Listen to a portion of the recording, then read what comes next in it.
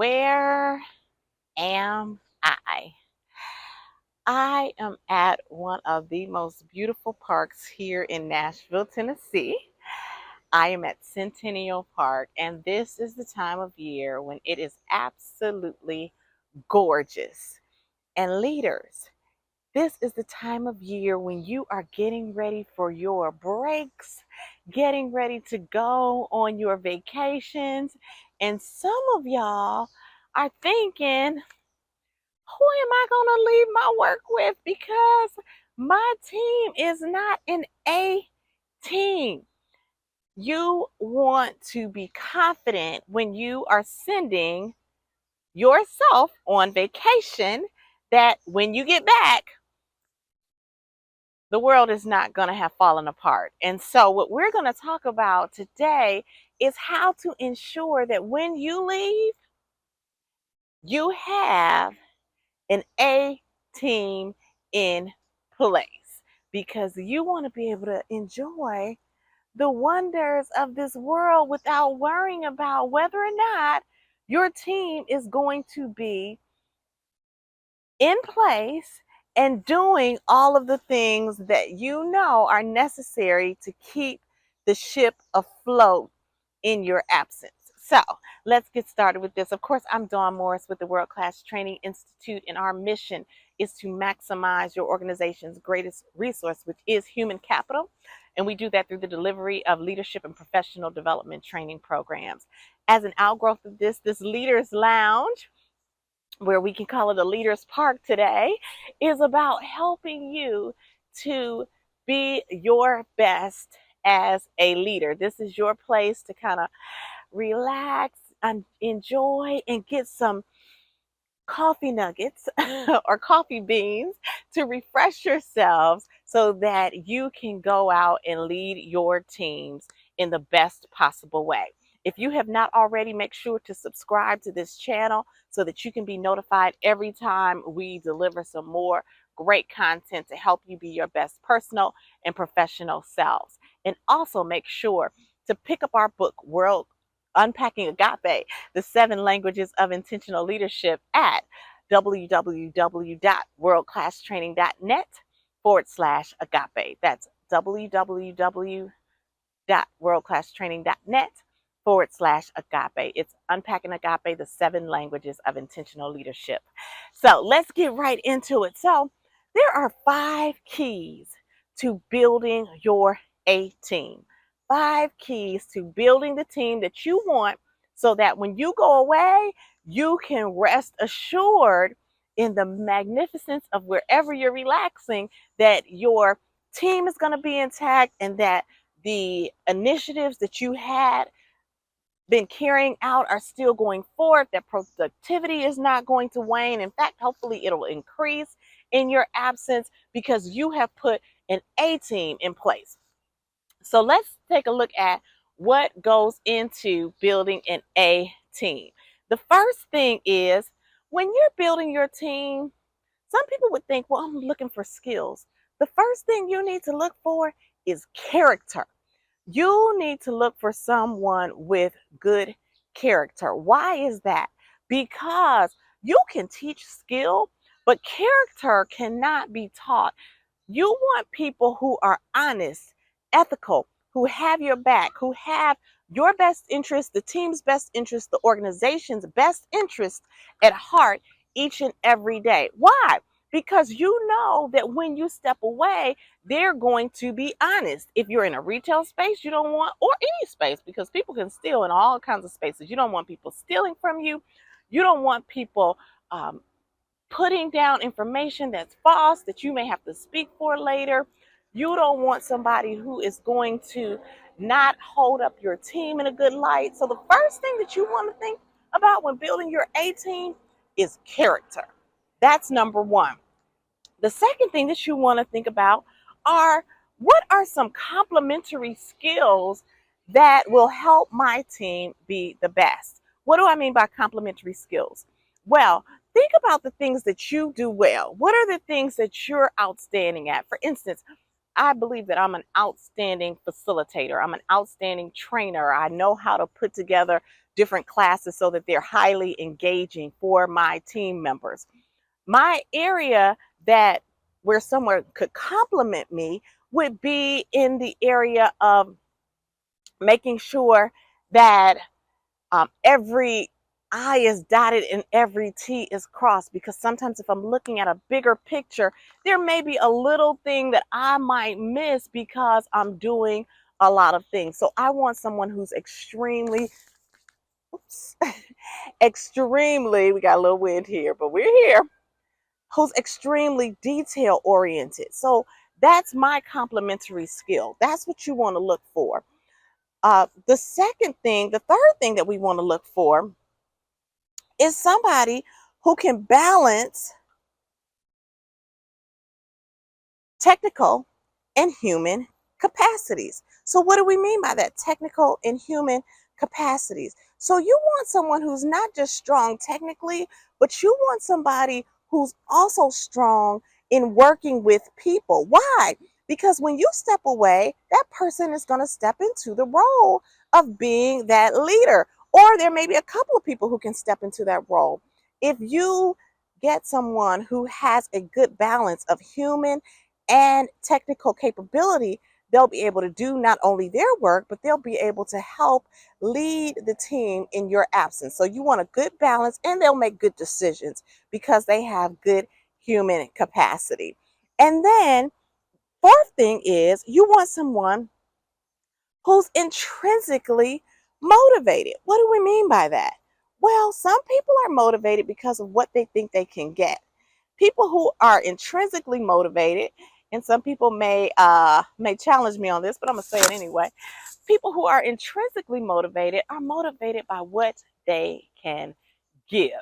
So they wake up every day thinking, how can I make the world better by my presence? That is what you want. You want someone who is constantly thinking about, how can I make the space that I'm in better by my presence?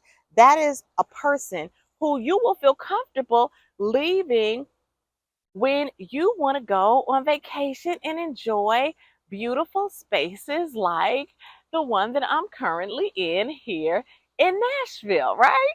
So that is the fourth thing that you want to do. So where are we? Number one, you want to look for good character.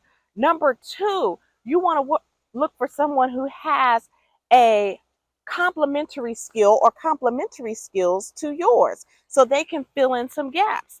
Number three, you want a balance of technical and human skills, because the person has to not only know how to do their job, but they have to know how to work well with people, because in your absence, people are going to come to them, one or a couple of people who you may assign for certain answers to concerns that they have. And the concerns might not just be, hey, how do I fix this notebook? But they may be, I'm having some challenges with working with John. Can you help me to work through that? So you want someone who has the ability to deliver in a human skills capacity as well. Number four, you want someone who is going to be intrinsically motivated. We don't want someone who's just here to get a paycheck. We don't want somebody who's just here to figure out what they can get out of this assignment. We want somebody who's about making the world better by their presence. And then finally, the last thing is this. You want someone who has a high AQ. What is an AQ? So an AQ is an adaptability quotient. You want someone who has a high adaptability quotient. What does that mean exactly, Dawn? Well, someone who has a high AQ is someone who can flex with different situations. A great leader not only has high EQ, which is emotional quotient, but they have a high AQ, which means that when things change, when decisions change, when there's a need to make a change, they're able to easily flex and go to the thing that needs to be done in the moment so that the best situation can arise. So you want somebody with a high AQ. That is the last thing.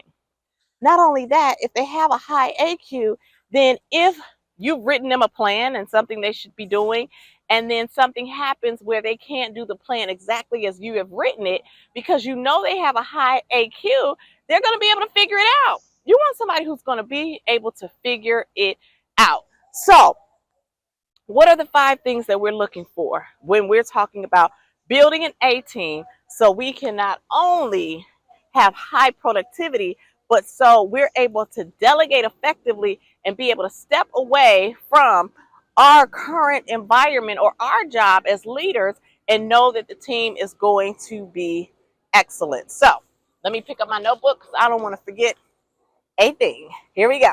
So the first thing that you want is what? You want somebody with good character. You want somebody who you can trust. You can teach aptitude, technical skills, aptitude increase, and help their aptitude to increase, but you cannot teach character. You have to look for that. And how do you look for that? Well, when you're interviewing, there are certain things that you may ask them about how they have handled situations in the past, of matters of integrity, of matters of keeping the company's documents safe, keeping the company's financial information safe. That will let you know something about their character. Even, hey, if you're going to call off, how would you handle that? Or if you have a day off and something changes and now you don't need to do that, would you go into work? Not that you have to go in if it's your necessarily day off, but you want to you want to start asking, like, how is this person thinking? Walk me through something like that. Now that's a theoretical question, not a historical question. So you don't want to kind of say it in the manner of a would. You want to say, tell me about a time when something changed from the original plan and your manager needed to know about it. What was that situation and how did you handle it? Okay, so that way it'll tell you about their character. Second thing, you want somebody who has complementary skills because you want the person who is going to complement your weaknesses, right? Not just when you're not there, but when you are there. It's great to have someone with complementary skills. Third thing, you want a balance of technical and human capabilities. You don't want them just to be able to make this notebook, but you want them to be able to think about who are the best people to help support making the notebook, who are the best people to help us communicate to the teams when the notebooks are ready, so that these people not only have a balance of doing things right, but also doing the right things. Then you want somebody who's intrinsically motivated. Again, you want somebody who's going to not just do it because of the paycheck or not just do it to see where they can get, but they're waking up every day to say, how can I make the world better by my presence? And then finally, you want somebody who can adapt. A high AQ is excellent as a member of the A team. So, as you are building your A teams and thinking about, I'm going to want some days off. If not this summer, you definitely going to want some days off when the end of the year comes. So you want to have the right people in place so that you can feel comfortable when you're saying, you know what, I want to step away and go visit someplace beautiful and know that my team is gonna be okay in my absence. Not okay, but better than okay. They're going to be A plus. So I hope this was helpful. Again, if you have not already, please make sure to subscribe to the World Class Training Institute. This is happening a couple of weeks before the 4th of July. We just finished Juneteenth. It's summertime, y'all. I want you all to have an amazing, amazing summer. We will be back next week, but then we'll be taking a week off for 4th of July. So catch us again next week. We'll have something else for you to help you all, again, maximize your team's greatest resource, which is human capital. Until next time, remember, when you are better, we are absolutely better. Have a wonderful, beautiful, beautiful, beautiful, beautiful summer day. And I will see you next time. Take care. Bye-bye.